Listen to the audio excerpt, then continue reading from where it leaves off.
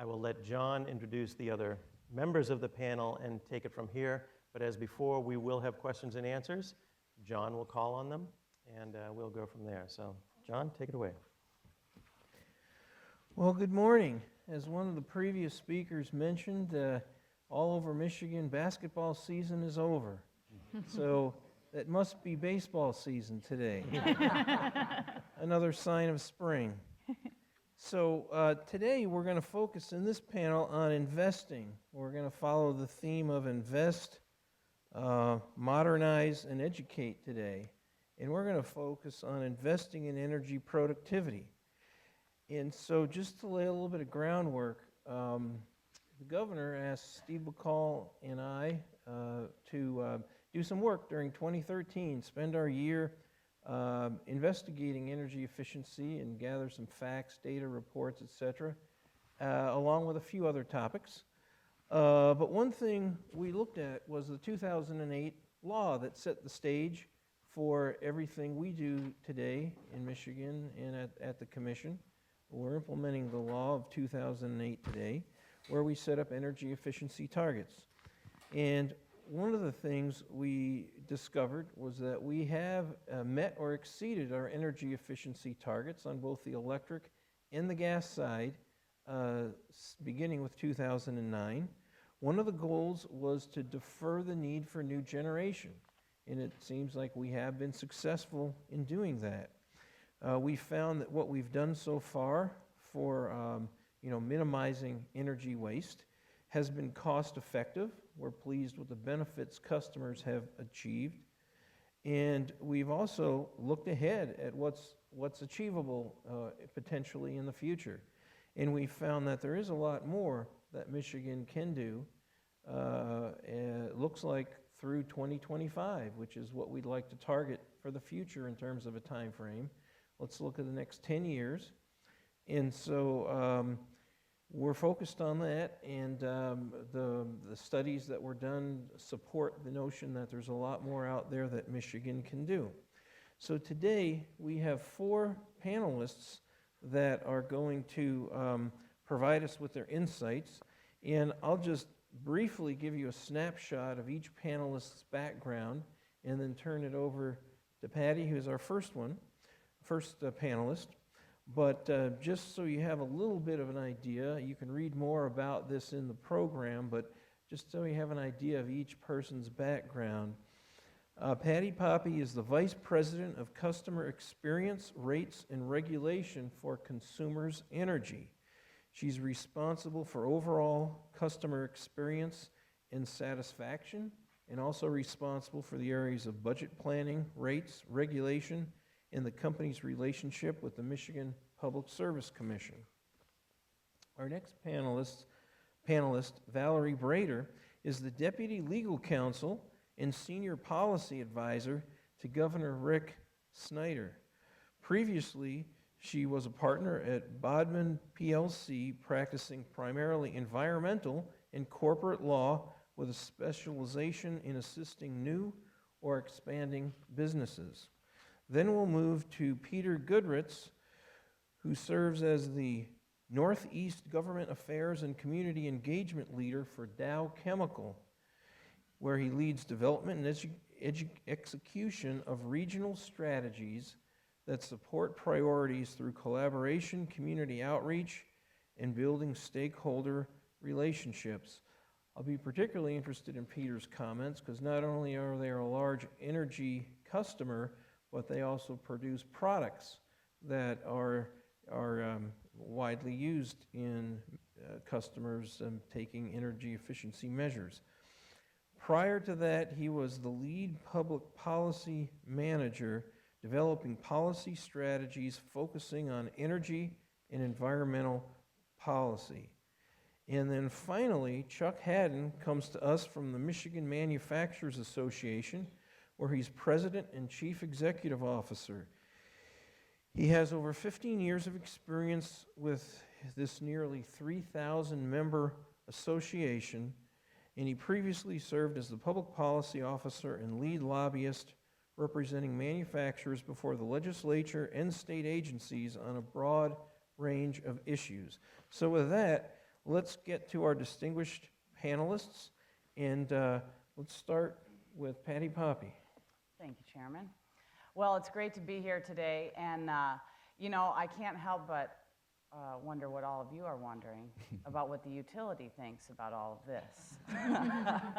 So I'm happy to tell you on several fronts, we're very passionate and enthusiastic about this. On a personal level, my husband and I, in fact, we're just with we're building a new home near the Jackson headquarters of Consumers Energy, and we met with our builder yesterday, and we were talking about our Energy Star 3.0 rating that we intend to have. We talked about our Dow shingles to put on the roof for solar. So as a utility executive, you might think that we would be opposed to encouraging people to use less of our product. But I can assure you on both a personal and a company level, we think that it is an incredibly important piece of providing the energy for the people that we serve. And we know that energy efficiency is the lowest cost form of energy, the energy you do not use. And so we do think it is part of a balance. But from my chair at Consumers Energy, I have a very unique role.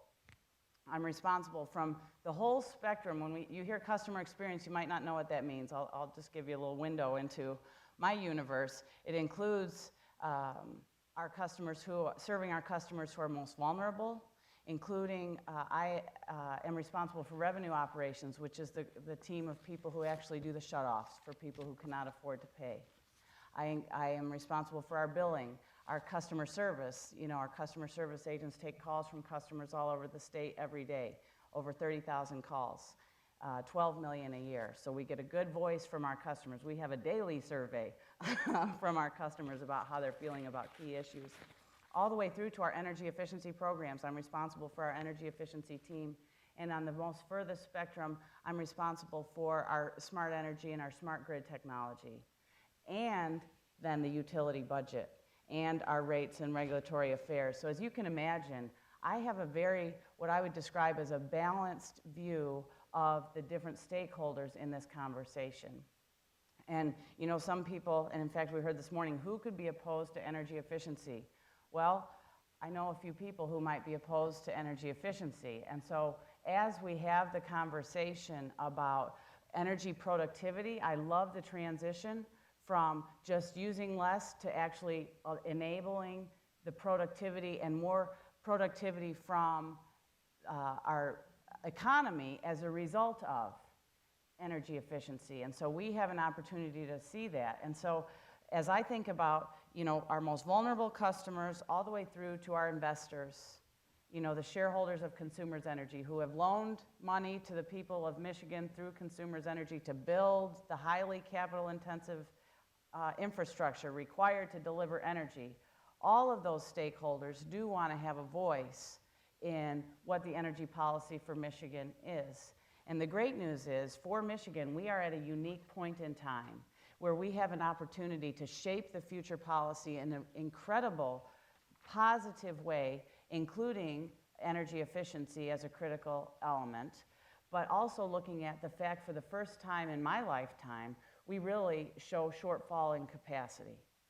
And the Mid-Continent Independent System Operator has already forecasted shortfall in capacity as early as 2016 as a result of the environmental regulations going into place. We're shutting down 20% of our generating capacity in Michigan. We at Consumers Energy are shutting down 7 coal-fired power plants in 2016. So for the first time, there's a very short time span where an investment in energy efficiency can show a direct relationship to the not building new capacity.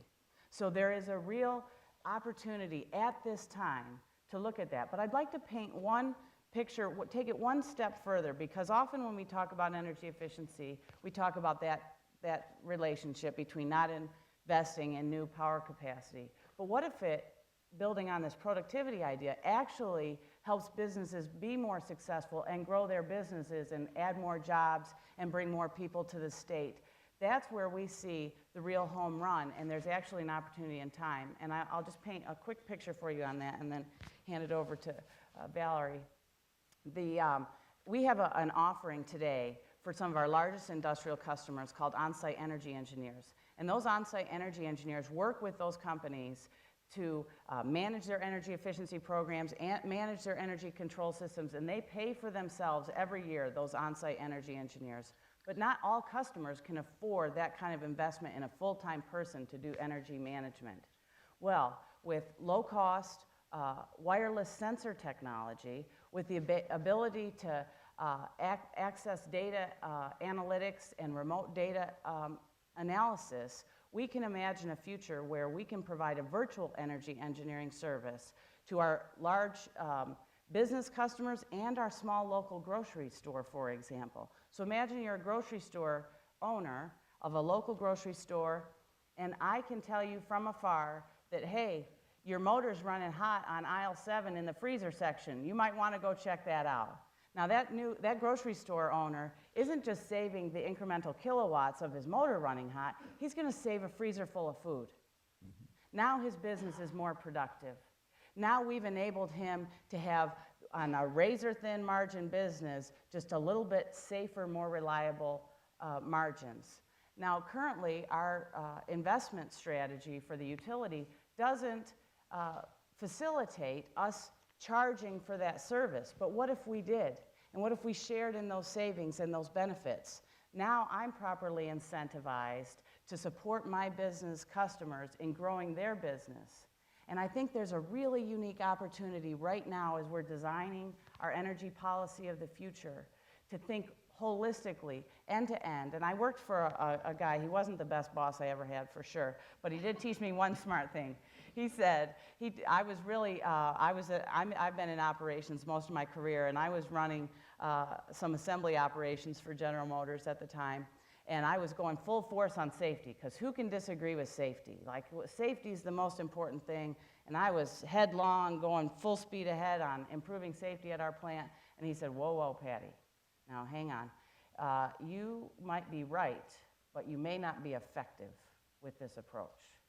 So you want to make sure that you get all of the key stakeholders in the safety initiative together and get across the starting line together so that you can cross the finish line together. And I think on this issue, if we get too myopic about energy efficiency, which is why I like the transition to energy productivity, I think it's really powerful, that if we look across all the stakeholders, from the investors in the utility who expect a return for the money they loan us to build that capital-intensive equipment, all the way to the most vulnerable customers that we have and their ability to pay. If we can really look holistically across the value cycle and the whole ecosystem and find the solutions, and we're uniquely timed to do that with the potential of an energy law in 2015 in Michigan, I think we can truly be not only right, but effective. I'll turn it back over to you, Chairman. Thank you. Valerie, it's your turn. Go. So why come to Michigan to talk about energy efficiency? I think first because there are very few states that would be better to talk about the conversation about energy productivity or eliminating energy waste, because as Chuck can attest, there isn't a manufacturer in Michigan who hasn't, especially in the last 5 years, learned to cut a lot of waste and to be more productive. So we're good at that. We're also, as others have mentioned, a place where we put R&D into these ideas. We make products that help get to efficiency, and then we churn out a lot of the products for the country. And in addition, we have, if you look, above average national rates. So if you look, Michigan households on average for heat plus electric pay 6% more than the national average. They use 38% more energy than the national average. So when you're thinking about lots of ways for Michigan to grow and be more competitive and give a better quality of life for residents, you can come at it as a pure competitiveness and then affordability for our most vulnerable families. Remember that those on the lower end of the income spectrum spend on average 25 to 30% of their very limited income on energy. So this is a way to get people to sustainability in terms of their own personal finance. But alongside that, it's a way to make their home more comfortable. And if you're looking at the reliability of the electrical system, not having those peaks where everyone needs energy right at the height really helps on making sure that you don't end up with widespread outages. And then finally on the environment, you know, if you care about climate change and believe that it's human caused, you should really care about energy productivity and eliminating energy waste. If you're not there on climate change, there are still a lot of reasons to support improving your energy productivity on the environmental side, because every piece of energy you've got to produce does affect air quality or water quality in most cases. So in Michigan right now, we get 60% of our energy from coal.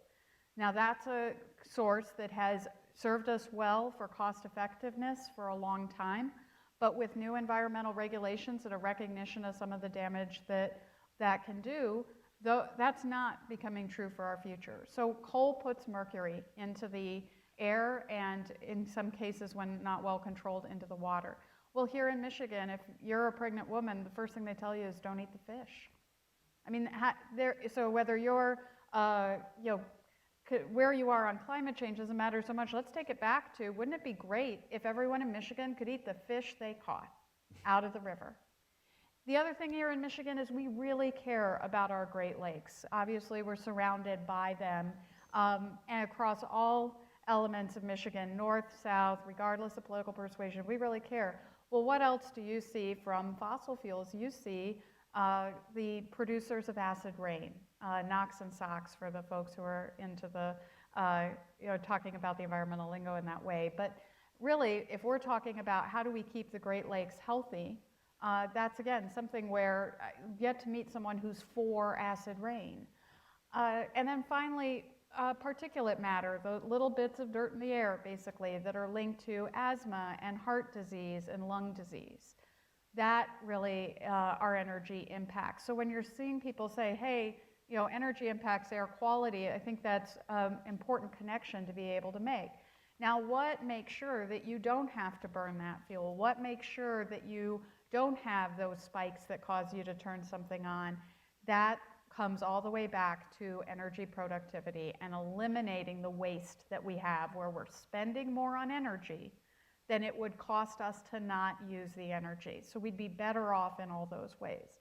Well, if we'd be better off in all those ways, why aren't we there already, right? Especially in Michigan, where, like I said, we use 38% more energy than the national average heat and electricity for our residentials.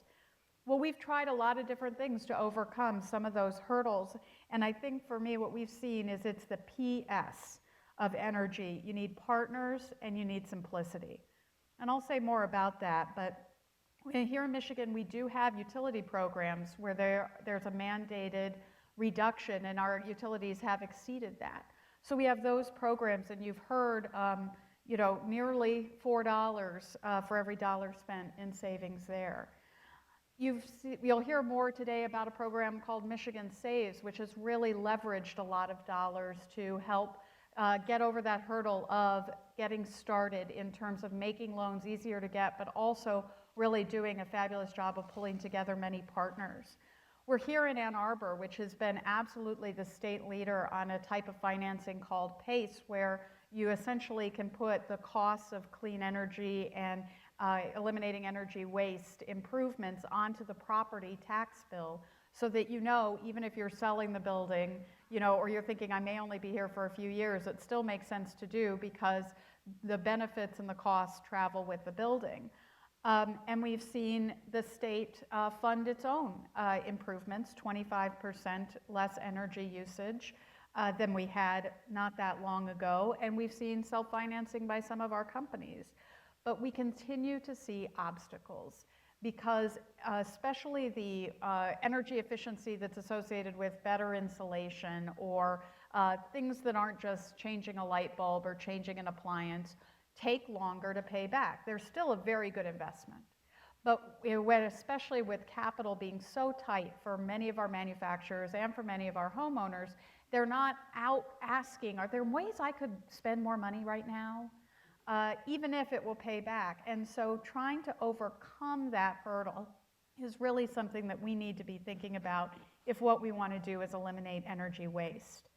And so looking at mechanisms like on-bill financing, which follows off the PACE model, is something I think Michigan should be looking at. 19 other states do have it. The legislature is considering a bill to do a pilot for a municipal utility right now.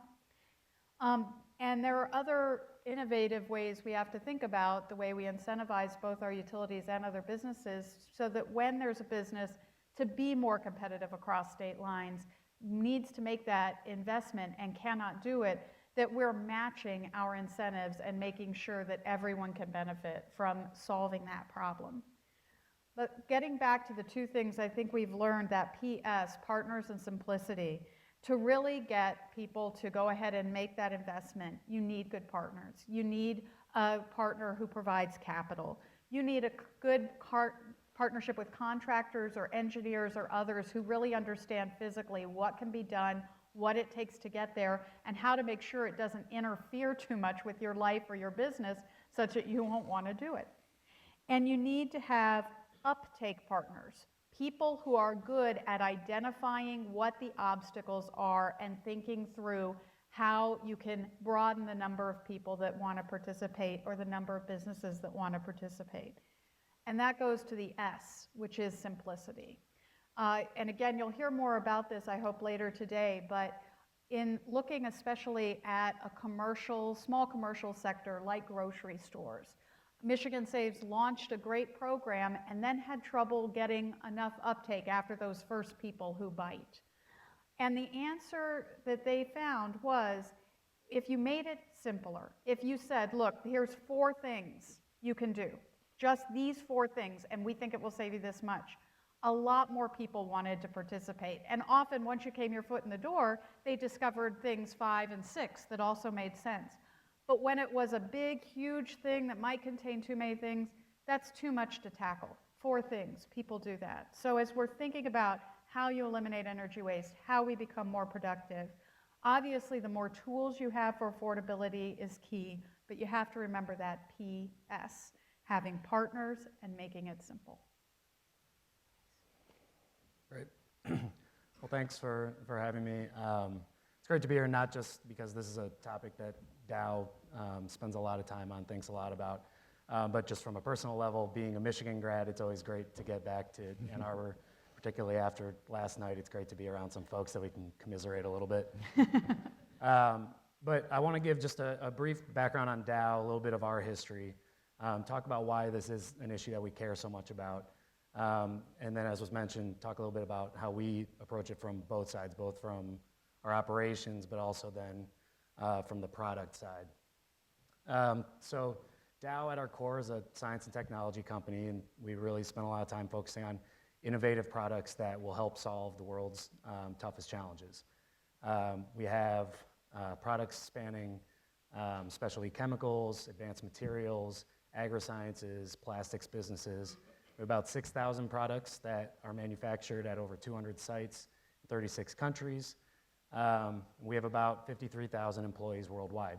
Right here in Michigan, where we were originally founded and where we're still globally headquartered, we have about 6,000 employees. To go back to the history of our founding, we were founded by Herbert H. Dow in 1897 in Midland, Michigan. He, at the time, was a student in Cleveland, Ohio, and had come up with a new process for making bleach, and found his way to Midland, where the prehistoric brine deposits were perfect for what he needed for that process. But over the early days of the company, this is a very energy-intensive process, along with bleach and some of the early products. And so in 1906, Herbert H. Dow partnered with George Westinghouse to develop one of the very first industrial-scale cogeneration units. And this was important not just because of some of the reliability challenges at that time, but the expense behind the energy needed for the process. So I bring that up just to show that this is something that we have spent a lot of time thinking about for more than 100 years. That same kind of concept, stays with us today. And the way that we really look at energy is that catalyst at the global level, at the local level, for economic growth. And as a manufacturer, we need energy not just from the fuel standpoint, but also as a feedstock. And we'll take that raw energy input and add as much as 8 times value onto it to create those new innovative materials that I was mentioning before. So at Dow, we have a huge stake in energy. We're not only one of the world's largest consumers of energy, but it also makes up somewhere in the neighborhood of about 50% of our costs. So if we're not looking at maximizing the output from every unit of energy, we're not doing our jobs, we're not being responsible to our shareholders. So in fact, we have 2015 sustainability goals that are public, they're publicly reported on. One of those is to reduce our energy intensity by 25% in 2015 based on a 2005 baseline. We also have another goal that is to keep our emissions below 2006 level on an absolute basis. So this is something that we're constantly thinking about. Now, as manufacturers looking to invest, there's a few things that we look at, but energy is a key component. So abundant energy at affordable and stable prices is really the key driving factor. And there's a couple different ways that you can get to that. One of those is on the supply side. So increasing the amount of energy available is huge. And we're seeing that today in the United States with the abundance of natural gas. Prices are going down. They've been more stable over time, and the U.S. is now a very competitive place to manufacture. The other side of that equation, and one that oftentimes is overlooked, but we're obviously spending a good amount of time talking about that today, is the demand side of the equation. You can increase supply, but a key way to get to affordable energy prices is also to address the demand side and ratcheting down the amount of energy needed for economic output. So that's a key factor that we need to spend a lot of time on. And states that can really work from both sides of that equation are the ones that are going to really be priming the pump for manufacturing investment. Key point, though, is that this has to come from all sectors of the economy. As manufacturers, as I mentioned, it's a huge cost for us, so we actually already have the incentive to maximize that output as much as we can. That doesn't mean that there's not more that can be done. Sure there is, but we're working at it hard because it hits our bottom line so hard. Other sectors of the economy, like buildings and transportation, there's a lot of room, and that's why this effort, Energy 2030, is so important and something that we as Dow have been very, very proud to be part of, because it recognizes the opportunities across all the different sectors of the economy. So I'd like to just take a couple minutes to get to the point of how we are both a major consumer, and so what we've been doing on that side, as well as the manufacturer of products that help solve some of this challenge. We've really been a leader at looking at what we can do with our own operations, and so over the last 25 years, based on some investments that we've made and just a real keen focus on energy productivity, we've been able to cut out about $26 billion in costs, just energy costs, which is key for us. That's helped reduce our energy intensity over that same time frame by about 40% based on a BTU per pound of product basis. We've also been able to avoid about 270 million tons of emissions, which is roughly the equivalent of about 16 million homes' annual energy use. Today, most of our operations run on the form of combined heat and power, which results in a 20 to 40% less fuel usage to run the power and the steam that we need for our operations. So that's the operation side. Now, on the product side, our products are helping our customers to reduce their emissions, to be more energy efficient, ultimately to save money. That, again, covers a broad swath of sectors. So, from agriculture and getting more output per acre to working with vehicles to reduce the weight of vehicles so you get better fuel economy. Just a couple things. In the video earlier today, you saw the Styrofoam brand installation. That's actually installed in 20 billion square feet, and it's helping to offset costs of about $10 billion annually. I mentioned vehicles. We have crash durable adhesives, which actually help to bond dissimilar materials, so you can bond lighter weight materials to the kind of traditional heavier materials that make up the body of the car. We have a partnership with Ford where we're working to introduce more super light carbon composites into the car frame to further reduce the weight of the cars, get more fuel economy. Another important space that Energy 2030 touches on, and it's something that whenever you're talking about energy, you have to talk about water. And so we have a water business that the filtration and purification is really looked at how do you minimize the amount of energy used to get to better purification. So again, as part of our 2015 sustainability goals, we had said that we commit to introducing 3 new breakthroughs to world challenges. Just within the last 2 weeks, we announced one of those, and it happens to be one of our reverse osmosis technologies that's helping to enable desalination in water-scarce geographies by increasing purification by 40% while reducing energy needs by 30%. So last note, just kind of our high-level views on how policy can impact this. Policy has a key role to play in taking those kind of innovations that are in the market already and helping to expand that market and to create the situation where a larger portion of the economy sees investment as something that makes sense. And even though energy policy is kind of fragmented from national, state, local level, we really think that at any level they can look at developing an energy strategy that focuses on really 4 key pillars. The first is the one that we're talking about today, and it's energy efficiency, energy productivity. That should be first and foremost. The second is about really optimizing the use of our hydrocarbon resources. It's going to help drive economic growth. The third is any energy strategy should have an eye towards developing and deploying cost-effective, clean energy technologies. And a key part of that is increasing research dollars to help develop those new technologies and to bring down their cost.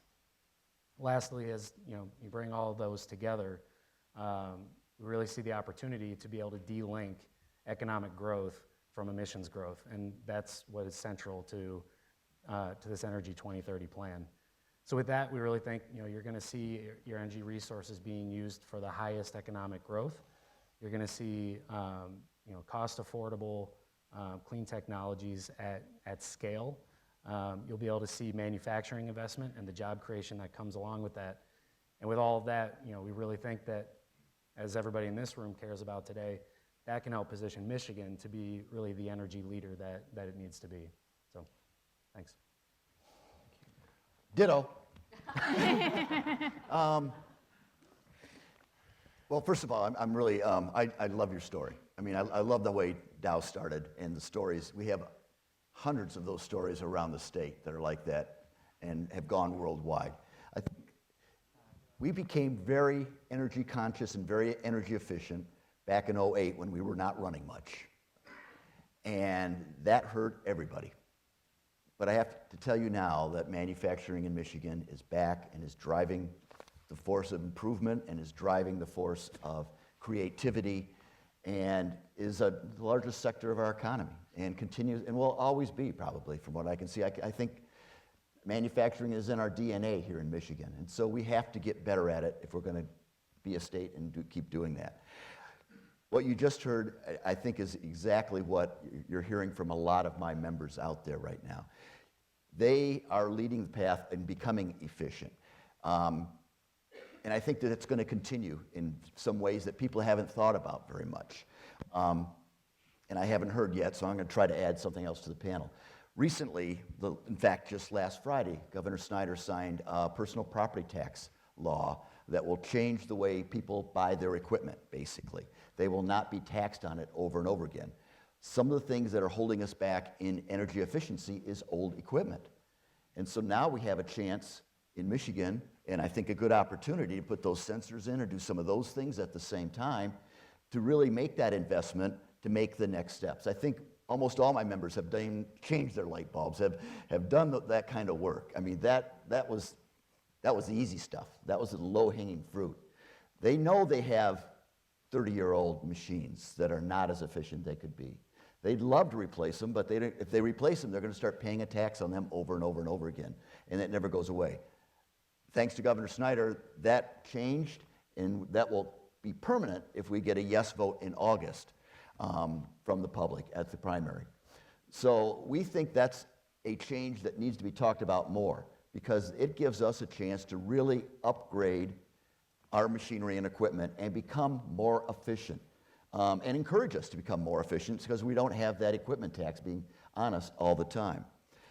My members are leading the pack. They do not, I will tell you right now, they do not like paying extra for energy efficiency, which we do in our bills right now, because they're already doing it, and they realize they're already doing it. They have to be competitive. We're not the same manufacturing that used to be around with your grandfather. We now compete on a worldwide basis.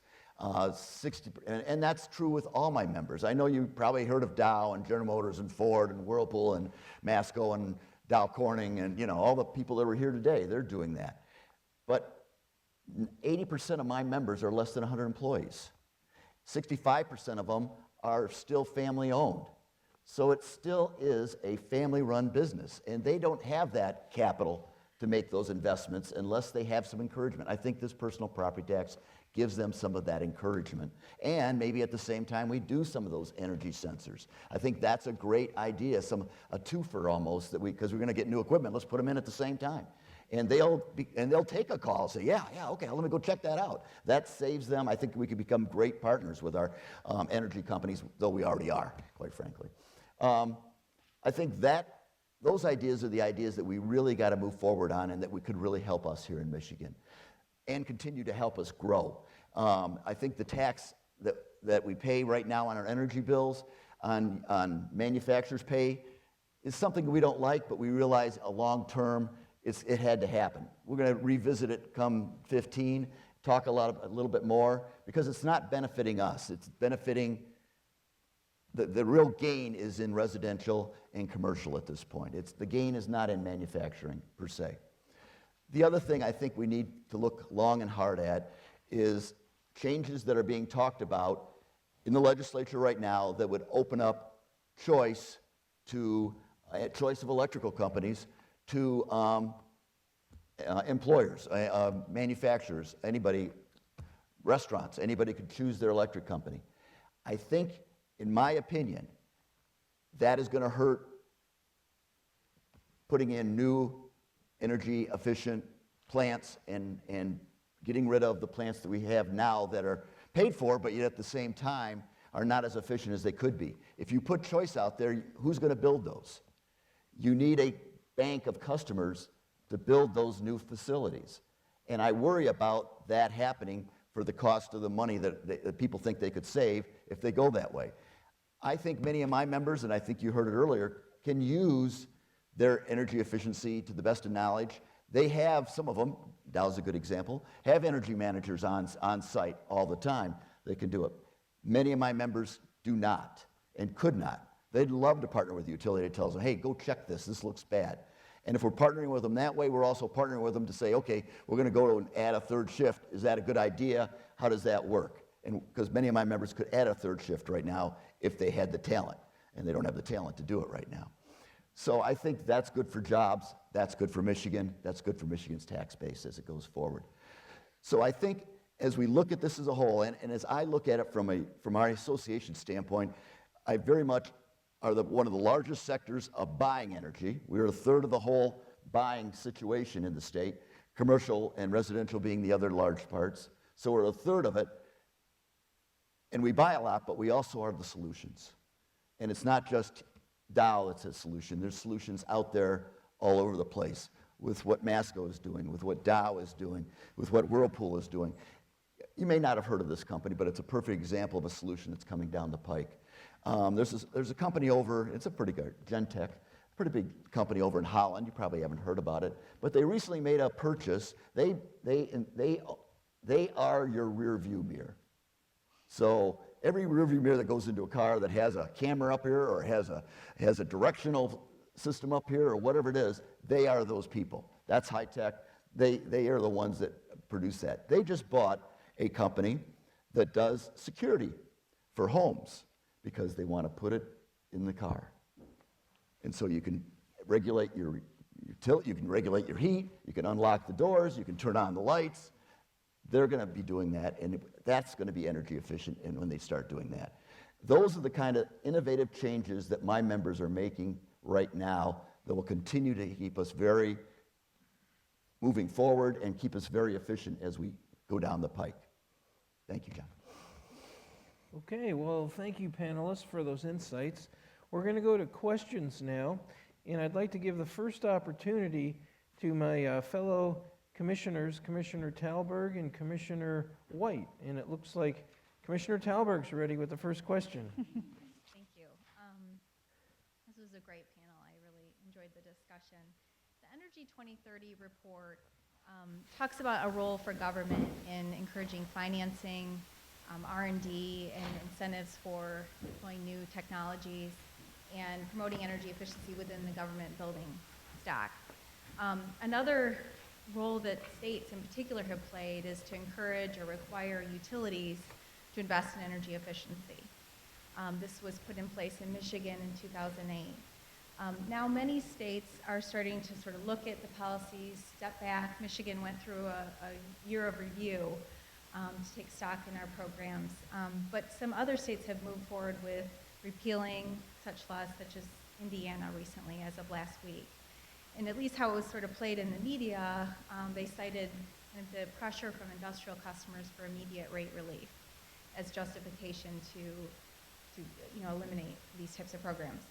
So given that, and given that Michigan, I think all of you are well aware of some of the pressures from energy-intensive customers that are trying to seek rate relief in Michigan, I want to get your perspective on sort of the balancing of the long-term benefits from energy efficiency and delaying the need for capital investment and fuel expenditures with any short-term impacts on rates. And to state it a little more bluntly, was Indiana short-sighted? You'd like to start? Well, I'd be happy to take that up. Being an ex-lobbyist, I'm pretty good at this stuff. Were they short-sighted? No. I think I don't know if they were or they weren't. I know my members are very much concerned about the cost and the rates. And as you heard, not from me, but from others on the panel today, we have some of the highest rates around. Part of that is because we're a peninsula, and you got to get the coal or the gas in here at some point. But we do have some of the highest rates around the Great Lakes and the region. So it is a cost factor that we look at. What are we getting in return is the other side of it. And I think that's the question that manufacturers are asking. We don't get anything in return. Now, if we got those sensors hooked up to our machines, maybe we get something in return. I mean, I think there's got to be a balancing act that happens here. I don't think it's just a quick yes, no. Yeah, I'd love to get rid of this or do that, but if there was another way we could do something to help get something in return for those dollars, I think we would be very interested in doing something like that from a manufacturer's standpoint. Well, and I'd love to just chime in if I might.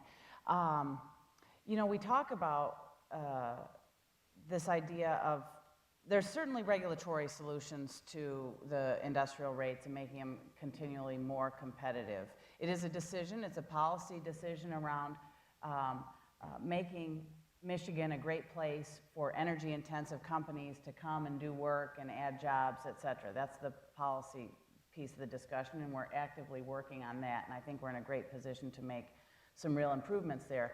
But on this operational side, we have every single day manufacturers who participate in our energy efficiency programs realize they didn't know the kind of return they can get, both on these kind of simple sensor things, but also on even their lighting upgrades, on the operational savings that they can achieve.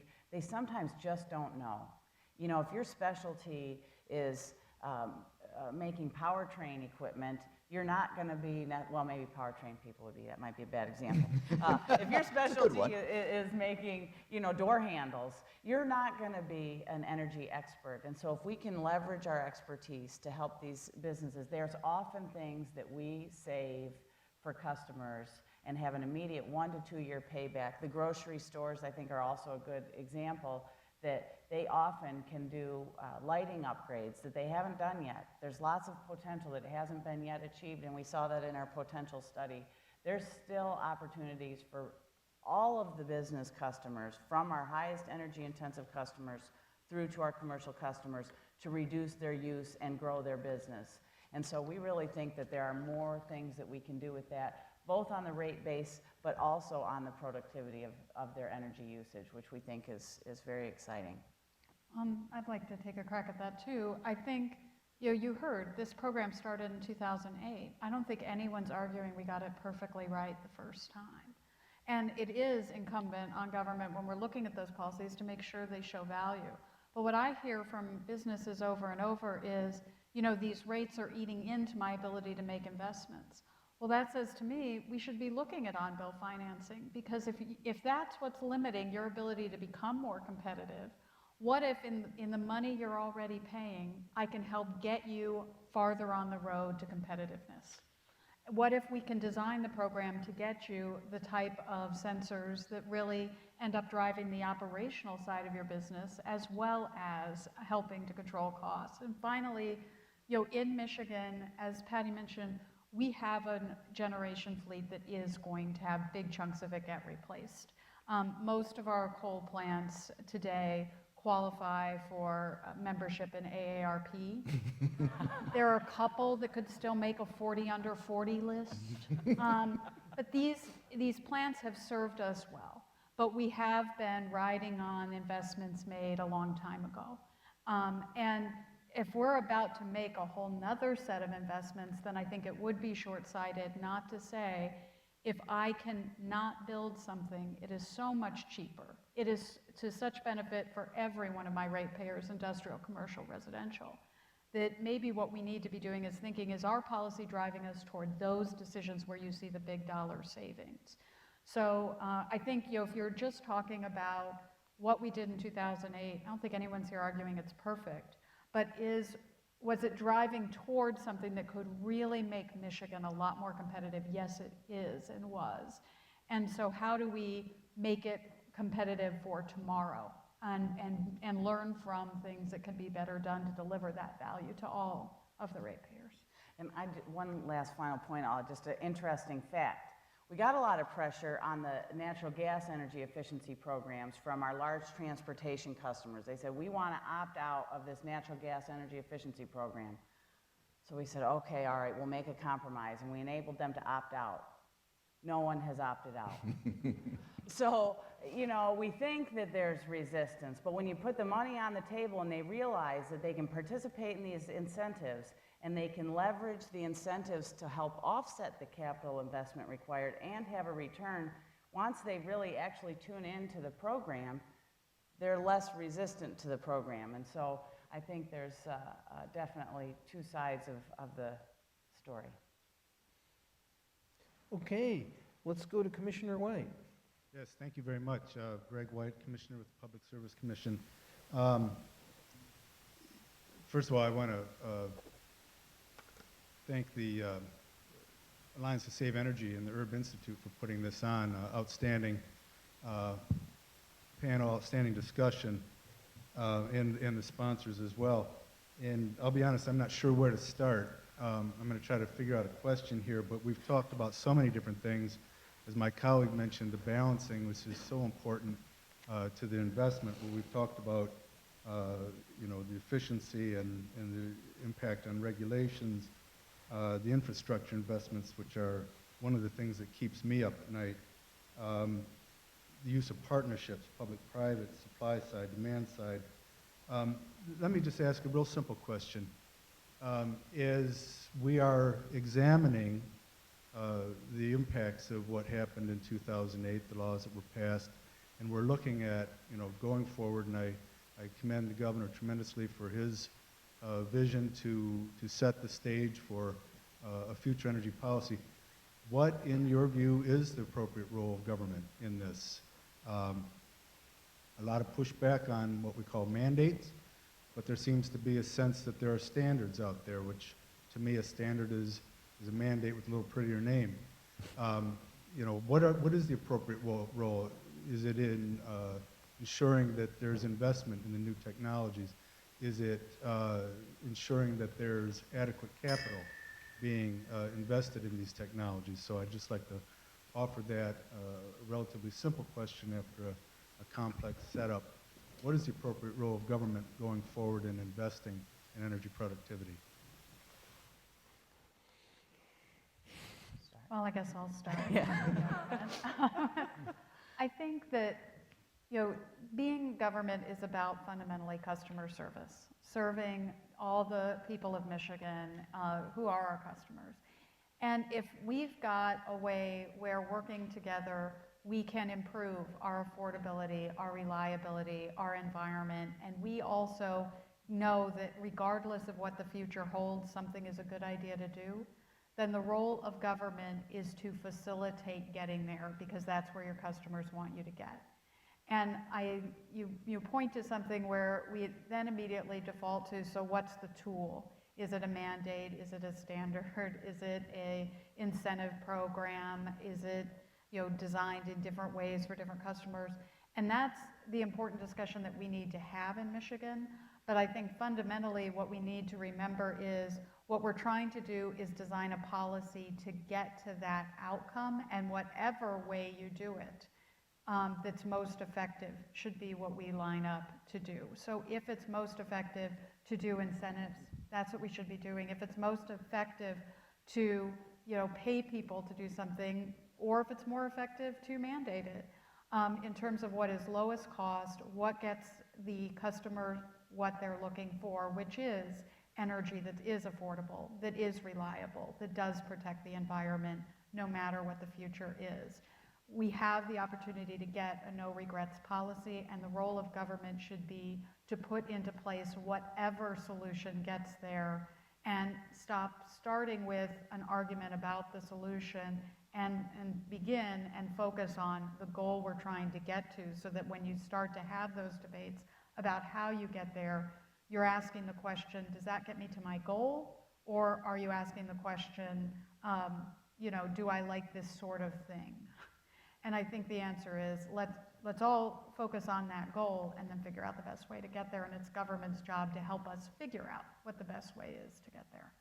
Well, and I'd just like to applaud the governor, the administration, and the Public Service Commission for really taking, I would describe as the right role of government to convene the conversation in Michigan, collect a data-based set of positions from all of these stakeholders in the conversation. I think the Appendix A process has been an excellent means of gathering input from across the state from those variety of stakeholders. We've got some positions from which we can then best identify the right solution, as opposed to, and I think it's impressive to see how the Public Service Commission and the administration is looking at, again, a balanced view to how to address issues, and not just slicing along ideological lines, but actually recognizing that there are multiple stakeholders in the conversation. And if we can properly design the incentives and the rewards for the people who are participating in that, whether it's energy efficiency, or whether it's renewable energy, or whether it's the delivery of new value-added products and services to our large business customers, building a structure is going to take some transformative thinking. And I think the data process that we've been through to date in Michigan is really an excellent foundation from which to build and further the conversation based on the principles, I think, Valerie, that you described, that what are we really trying to achieve here? I think we've got a really excellent foundation from which to build. Yeah, I'll jump in here. I mean, one way to answer it would be to look at the report. I think this actually does have a lot of great recommendations for what the government should be thinking about doing in helping to push some of this stuff forward. But just a couple that I'll note. You know, a key role for government is to actually lead by example. So rather than just setting policies, but actually, you know, looking at the stock of government buildings and government vehicles and all that. There's a lot of opportunity for the government to actually lead by example and help, build out some of those markets. Two, I mentioned, is the research side. Basic R&D, is a great place for the government to involve itself and to put dollars to help come up with some of the new technologies, and then partner with the private sector in order to actually bring those along to commercialization, which I believe is the proper role for the private sector. Third would be on standards. So, for example, building codes. Adopting the latest and greatest building codes to help create the opportunity to make up a lot of ground in one of the sectors where there's a ton of room for improvement. And the last would be, I think it's important that government, when it's setting policy in these areas, whether it's energy productivity or clean energy, is to stay technology neutral. So set a standard that you're trying to achieve, but don't mandate what technology can actually reach that standard, because the second you do that, you actually start limiting innovation. So those would be my points. I would just say real quickly, because I want some more questions.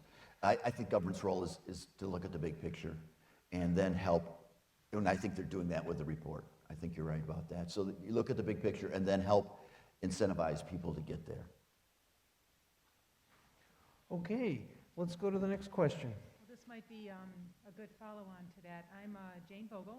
I'm with a group called Michigan Interfaith Power and Light, which is about connecting faith and ecology. And I come from one of those powertrain backgrounds at Ford, an automotive background. Here's my question, and 2030 is a great time frame. In asking you to really be visionary, what is the evolving and future business model for the utility company, for the energy sector?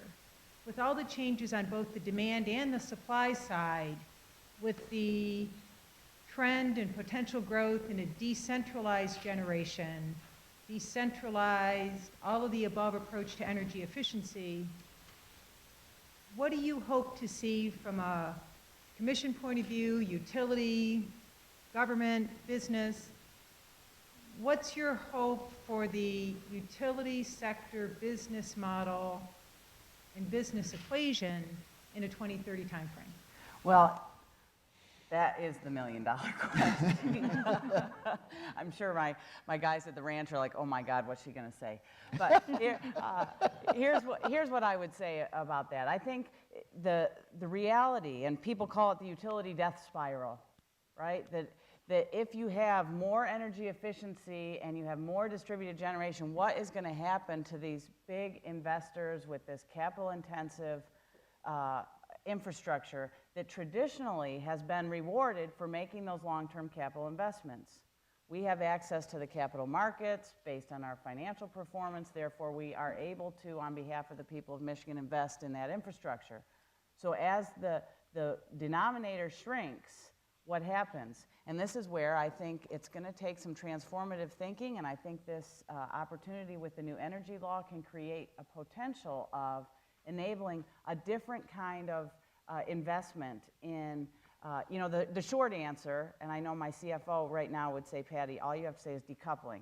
Decoupling is a great part of the solution. Most of you in this room probably know what I mean when I say decoupling, but it says the utility gets recovery for incentivizing people to reduce their energy use, and they are made whole on the sales. But that only there's a certain limit to that. If, in fact, that energy isn't creating new productivity, new jobs, and new growth in the state. And so being able to better connect the dots between investments that we make and long-term economic viability of businesses in Michigan and families in Michigan is really that two steps that somehow I think we're going to have to really transform our thinking about how to fill that void. And so one example is this kind of value-added energy services. Maybe there's other things. And so that's what we're really working hard to stretch our thinking and not, hang on so tightly to status quo that we strangle the businesses and families in Michigan and we create a big battle, but rather we come to the table together in a very productive, data-based way and find the right investment strategy to deliver energy at the lowest cost possible. And I do think that is what keeps me up at night, let me assure you. That's what we spend a lot of time trying to think through. And I think the answer, building on that is right now is a great time for all those ideas, but at the end of the day, you ought to pay for what you want. So if we know what our goals are, we ought to make sure that we're rewarding behaviors that get us to those goals, because rewarding people is an amazingly effective way of getting what you want. I have a 1-year-old, so I'm learning that every day. Okay, well, we are at the end of our time, unfortunately. We do have some more interested questioners perhaps we can meet during the break. But I'd like to thank the panel and have you join me in thanking them for their great insights this morning.